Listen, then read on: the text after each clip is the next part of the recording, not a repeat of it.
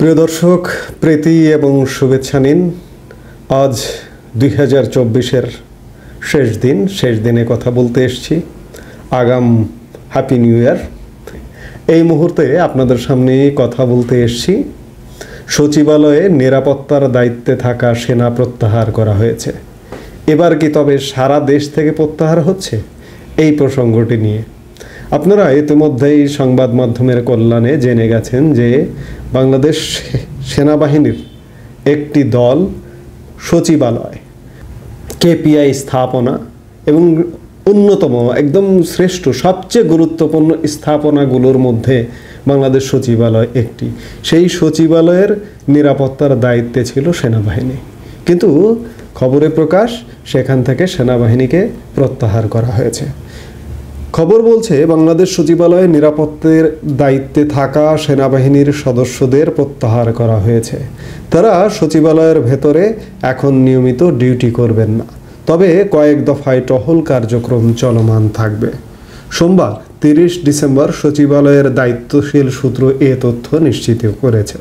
সূত্র জানিয়েছে, রবিবার 29 ডিসেম্বর সন্ধ্যায় সেনা সদস্যদের প্রত্যাহার করে নেওয়া হয়েছে। কী কারণে তাদের প্রত্যাহার করা হয়েছে এ বিষয়ে এখনও কিছুই জানা যায়নি। এখন থেকে সেনাবাহিনীর সদস্যরা সচিবালয়ের রেগুলার ডিউটি করবেন না, আমি যেটি শুরুতে বলছিলাম। সূত্র আরও জানিয়েছে, সেনাবাহিনীর সদস্যরা কখন কখন টহল দেবেন তা ঊর্ধ্বতন কর্মকর্তারা ঠিক করবেন। হঠাৎ করে সেনা প্রত্যাহার। সেনাবাহিনীর সদস্যরা সেখানে নিরাপত্তার দায়িত্বে ছিলেন এবং এই নিরাপত্তার দায়িত্বে থাকাকালীন একটা বড় ধরনের সহিংস ঘটনা ঘটেছে, অগ্নিকাণ্ডের ঘটনা ঘটেছে।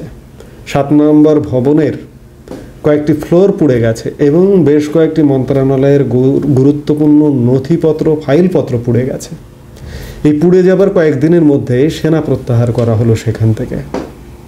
এটি কিন্তু ভয়াবহ একটি ন্যাক্কারজনক ঘটনা। সেনাবাহিনী আছে, মাঠে আছে, তারপরে ওই ধরনের সহিংস ঘটনা ঘটছে। এতে করে সেনাবাহিনীর ভাবমূর্তির কিন্তু প্রশ্ন এসে যায়। শুধু দেশে নয়, সেনাবাহিনী তো আন্তর্জাতিকভাবেও কাজ করে। আমাদের সেনাবাহিনী জাতিসংঘে গৌরবোজ্জ্বল ভূমিকা পালন করে। তাহলে আন্তর্জাতিক মহল থেকে প্রশ্ন উঠতে পারে যে বাংলাদেশে সেনাবাহিনী এই মুহূর্তে মাঠে আছে এবং ম্যাজিস্ট্রেসি পাওয়ার নিয়ে মাঠে আছে, থাকবার পরেও বড় বড় সহিংসতা কেন ঘটছে? এই প্রশ্নটা কিন্তু আন্তর্জাতিক মহল থেকে উঠতে পারে। আমরা বিশ্বাস করি সেনাবাহিনী নিষ্ঠার সাথে দায়িত্ব পালন করছে, কিন্তু যদি সরকার কিংবা দেশের এক শ্রেণীর জনগণ যদি সহিংসতায় জড়িত থাকে কিংবা সেনাবাহিনীকে দায়িত্ব পালন করতে না দেয়, তাহলে তো সেনাবাহিনীর কিছু করণীয় নেই। এক্ষেত্রে সেনাবাহিনী তো ব্যর্থতার দায় নিতে পারে না। আমি শুরুতে যেটি বলছিলাম, সচিবালয় থেকে সেনা প্রত্যাহার করা হলো। এবার কি তবে সারা দেশ থেকে প্রত্যাহার করে সেনাবাহিনীকে ব্যারাকে ফিরিয়ে নেওয়া হবে? এই প্রশ্নটি কিন্তু এসে যায়। বিষয়টি খুব ছোট্ট, পত্রপত্রিকায়ও খুব ছোট্ট করে রিপোর্ট এসেছে যে সেনা প্রত্যাহার করা হলো সচিবালয় থেকে। এটি কিন্তু অত্যন্ত তাৎপর্যপূর্ণ এবং গুরুত্বপূর্ণ বিষয়। আপনারা জানেন যে সেনাবাহিনী 5 মাসের অধিক সময় থেকে মাঠে আছে। আওয়ামী লীগ সরকার শেষ সময়ে এসে সেনাবাহিনী মাঠে নামিয়েছে, সেই থেকেই কিন্তু মাঠে আছে। এটি যদি 6 মাস বা 5.5 মাস বলি তাহলেও ভুল হবে না।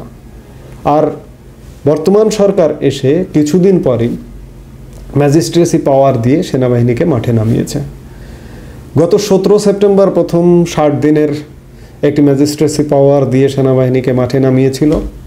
এরপরে 60 দিন পরে ম্যাচ শেষ হবার একদিন আগেই 16 নভেম্বর আর এক প্রজ্ঞাপনে একই স্মারকে সেনাবাহিনীকে আরও 60 দিন মাঠে থাকবার বন্দোবস্ত করেছে। সেই বিবেচনায় মধ্য জানুয়ারিতে সেনাবাহিনীর 60 দিন শেষ হতে যাচ্ছে। যেটি বলছি যে সেনাবাহিনী ম্যাজিস্ট্রেসি পাওয়ার নিয়ে মাঠে আছে, কিন্তু শুধু সচিবালয় নয়, সারা বাংলাদেশের চিত্র যদি দেখেন, ভয়ঙ্কর সহিংসতাপূর্ণ দেশ। সেনাবাহিনী মাঠে আছে, তাও মানুষ আশা পাচ্ছে না, ভরসা পাচ্ছে না। মানুষের দিন প্রতিনিয়ত আতঙ্কে কাটছে। এই যখন অবস্থা, এই দায় যেমন দেশের আইনশৃঙ্খলা বাহিনীর, নিয়মিত আইনশৃঙ্খলা বাহিনীর পুলিশের, ঠিক তেমনি দায়টি গিয়ে কিন্তু সেনাবাহিনীর উপরেও পড়বে বা পড়তে যাবে। এই অবস্থায়, এই বিবেচনায় সেনাবাহিনী যদি মাঠ থেকে ব্যারাকে ফিরে যায় তাহলে অবাক হবার কিছু থাকবে না। এমনিতেই সেনাবাহিনী নানা রকম চাপের মুখে বর্তমানে আছে, কিন্তু সেই জায়গায় এই যে নানা রকম সহিংসতা, সর্বশেষ সচিবালয়ের অগ্নিকাণ্ডের ঘটনা, এছাড়া আরও অসংখ্য, সারা দেশে অসংখ্য এর মধ্যে নানা রকম সহিংসতার ঘটনা ঘটেছে, সন্ত্রাসী কার্যকলাপ ঘটেছে, ব্যাংক ডাকাতের মতো ঘটনা ঘটেছে, জাহাজে 7 খুনের মতো ঘটনা ঘটেছে, সংখ্যালঘু নির্যাতনের মতো ঘটনা ঘটেছে, এবং এটি এখনও থামেনি, প্রতিনিয়ত চলমান। যেখানে সেনাবাহিনী উপস্থিত আছে, প্রত্যেক জেলায় দায়িত্বপ্রাপ্ত সেনাবাহিনী আছে, সেনা ক্যাম্প আছে প্রত্যেক ডিস্ট্রিক্টে, অনেক গুরুত্বপূর্ণ উপজেলায় সেনা ক্যাম্প আছে, তারপরেও সহিংসতা থামানো যাচ্ছে না। বিশেষ করে সহিংসতাটা কারা বেশি করছে? দলীয়ভাবে যদি বলি, সবচেয়ে দৃশ্যমান হচ্ছে বিএনপির। আর জামাত যেটি করছে সুকৌশলে, যেটি সাধারণ মানুষ খোলা চোখে দেখতে পায় না। চোখটা যদি দেখার দৃষ্টিটা একটু তীব্র হয় তাহলে জামাতের সহিংসতা, জামাতের দখলদারিত্ব চোখে পড়বে, কিন্তু সবচেয়ে বেশি বিএনপিটা চোখে পড়ছে। এই জায়গায় দখলদারি, চাঁদাবাজি এসব হচ্ছে, সন্ত্রাসী কর্মকাণ্ড হচ্ছে, দিনে দুপুরে খুন হচ্ছে, হত্যা হচ্ছে, রাজধানীতে পর্যন্ত হচ্ছে। রাজধানীতে বড় বড় ছিনতাইয়ের ঘটনা ঘটেছে সেনাবাহিনী ম্যাজিস্ট্রেসি পাওয়ার নিয়ে ক্ষমতায় থাকবার পরেও। এমন বহু অ্যামাউন্টের টাকা ছিনতাই হয়েছে, এমন ঘটনাও ঘটেছে। এই যে ধানমন্ডিতে এক মানি এক্সচেঞ্জ প্রতিষ্ঠানের 50 লক্ষ টাকা সন্ধেবেলা ওপেন গুলি ঠেকিয়ে নিয়ে গেছে। অর্থাৎ উদাহরণ দিয়ে শেষ করা যাবে না, এমন সহিংস ঘটনা ঘটছে সারা দেশে। তো এই জায়গায় এর দায় পুরো আইন শৃঙ্খলা বাহিনীর সাথে সেনাবাহিনীর উপরে বর্তাবে। তো কাজেই সেনাবাহিনীর ইমেজ ক্ষুণ্ণ হবে। সেনাবাহিনী যদি থেকে এই ধরনের ঘটনাগুলো ঘটে, এই ইমেজ ক্ষুণ্ণ হওয়া থেকে বাঁচতে হলেও সেনাবাহিনীর ব্যারাকে ফিরে যেতে হবে। কারণ সেনাবাহিনী শুধু বাংলাদেশ নিয়ে কাজ করে না, আন্তর্জাতিক সাহায্য সহযোগিতা নিয়ে কাজ করে, জাতিসংঘের সহযোগিতা নিয়ে কাজ করে, এবং জাতিসংঘে অংশগ্রহণ করে শান্তি রক্ষায়। পৃথিবীর বিভিন্ন দেশে দেশে শান্তি রক্ষায় কাজ করছে। এই মুহূর্তে আমাদের সেনাবাহিনী কাজ করছে। তো এই ধরনের আন্তর্জাতিক চাপ যদি আসে, সেটি আমাদের জন্য অত্যন্ত নেতিবাচক ব্যাপার ঘটে যাবে। তাহলে সেনাবাহিনী যদি ব্যারাকে ফিরে যায়, আর 15 দিন সময় আছে ম্যাজিস্ট্রেসি পাওয়ারের, এটি বাড়বে কি না সে ব্যাপারে আমি সন্দিহান। নাও বাড়তে পারে। যদি না বাড়ে তাহলে একবার দেশের অবস্থা কি হবে চিন্তা করুন।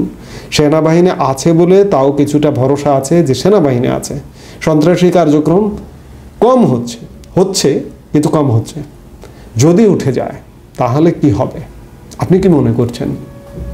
তাহলে আরও ভয়ানক পরিস্থিতির দিকে যাবে বাংলাদেশ। আরও বেশি অপরাধ কর্মকাণ্ড ঘটবে, আরও বেশি দখলদারিত্ব ঘটবে, আরও বেশি খুনাখুনি হবে।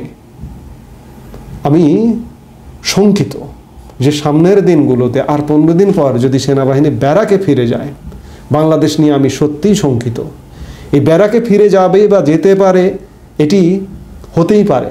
কারণ সেনাবাহিনীর উপরে নানা রকম চাপ আছে। সেনাবাহিনীর ইন্টারনাল চাপ আছে, বৈদেশিক চাপ আছে, এবং আরও ইত্যাদি অনেক কিছু আছে। বৈদেশিক চাপ আছে, বুঝতে পারেন নিশ্চয়ই। তো কাজেই সেনাবাহিনী হয়তো ব্যারাকে ফিরে যাচ্ছে। সামনের বাংলাদেশ কি হবে একমাত্র আল্লাহ পাক জানেন। বলতে পারছি না সামনের বাংলাদেশ কি হবে। আমরা একটা চরম অস্বস্তিকর বাংলাদেশে পৌঁছে গেছি, যেখানে জানমালের কোনো নিরাপত্তা নেই। আজকে আমি গতকালকে একটি ভিডিওতে বলেছি যে সরকারি অফিস আদালতে ঘুষ দুর্নীতির পরিমাণ বেড়ে গেছে, আগের যে কোনো সময়ের চেয়ে আরও বেশি বেড়ে গেছে। সরকার দুর্বল, কি হবে সব কিছু আসলে একটা অনিশ্চয়তার মধ্যে। আজকে 5 মাসেও দেশের গতিপথ কোন দিকে যাচ্ছে এটি বলতে পারছি না বা বলা যাচ্ছে না। শুনি এক একজনের কাছে এক এক রকম শুনি, এক এক রকম মত শুনি। সেই মতগুলো কতটুকু বিশ্বাসযোগ্য সে ব্যাপারেও ধোঁয়াশা থাকে। এই সব মিলিয়ে একটা ম্যাচাকার অবস্থা। আমরা আল্লাহর কাছে প্রার্থনা করা ছাড়া, ঈশ্বরের কাছে প্রার্থনা করা ছাড়া এই মুহূর্তে আমাদের আর কোনো কিছুই করার নেই। আমরা একটা অনিশ্চয়তার বাংলাদেশে পৌঁছে গেছি। আপনাদের সবার মঙ্গল কামনা করি। এই মুহূর্তে এ পর্যন্তই, সবাই সুস্থ থাকুন, ভালো থাকুন। আমাদের ভিডিওগুলো নিয়মিত পেতে সাবস্ক্রাইব করুন Sajjad Kadir and the legends YouTube channel এবং লাইক, কমেন্ট, শেয়ার করে সাথে থাকুন।